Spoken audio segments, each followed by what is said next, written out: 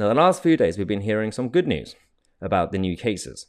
Now, it's been fascinating because it's been a frustrating trend over the past year and a half on this issue, because even when we've had some good news, when it comes to hospitalizations or when it comes to the fatality rates going down, people who are very, very scared and focused on this issue, they keep telling us, well, no, their new cases are still there.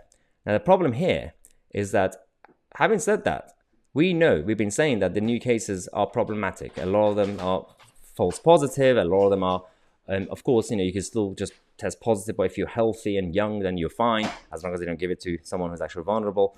But now, the cases are going down. It's been happening for the past few days, actually a week now. It's been 7 days in a row, collapsing. You would think that people would be happy. No.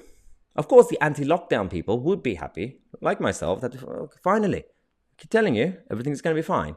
But the other ones who've been telling us to wear a face mask in a bathroom on our own, or if you're cooking on your own, even if you're naked, put on a face mask just in case, they're kicking off. They're not being grateful. So let's have a look at the first tweet. It's basically a reply to the original tweets about the cases going down. John, who's one of those people, saying, just a coincidence that the booking system is down constantly, so you can't get a test booked. No tests means lower positive cases. Well, a couple of issues with that. Firstly, the last bit is technically right, but only in terms of publicly knowing about cases being positive or negative or tests.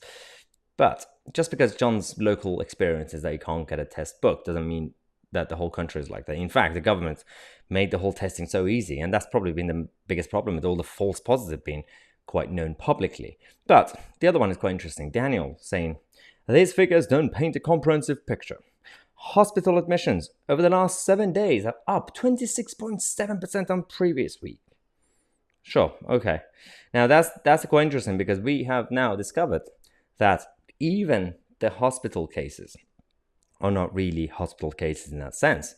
We have the evidence that came out that more than half of the hospital patients only tested positive after admission. So the majority actually, well, more than the majority went there for different reasons, and they got a test because it's a routine, and they happen to, obviously in their blood, be carrying the virus. Now, it doesn't really mean that they went there for that reason. It doesn't mean that they were in pain because of the virus, or they were about to die because of the virus. No, that's a lie. And so calm down.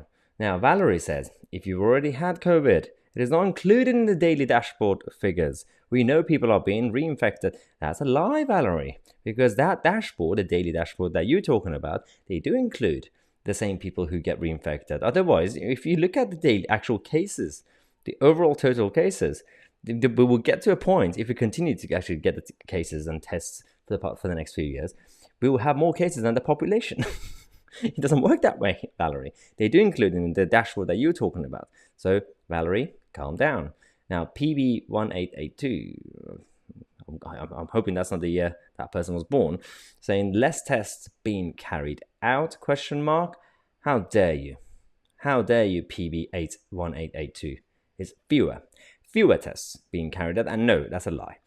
More tests are being carried out than ever before. So PB1882, I'm guessing you're an elderly, and you're over 200 years old, but still, calm down, guys. Everybody calm down. That's the biggest problem we have. I just wanted to make this video about the irrationality of some people, but also the intolerance that we're seeing from a lot of people, and the state and the establishment being completely complacent. Right, before I go, I just want to say a massive thank you again. I know I say every now and then, but I really mean it, to all of you who've now joined the new website, the new channel that we have, especially if you're joining from YouTube and other social media platforms. As you probably noticed, even this short clip that I posted was slightly edited and self-censored, because we can't really post the full version on this anymore. And in this the whole full show that we just done today, we talk more about China, the other C word that I can't even say, and post-Brexit Britain. We have some good news and some bad news as well, so we kind of mix and match the whole thing. So if you want to get the full and uncensored version of the daily shows, but also have access to the daily news articles and many other things that we have, then definitely check out mytousi.co.uk. Join us in our revolution to counter the mainstream media.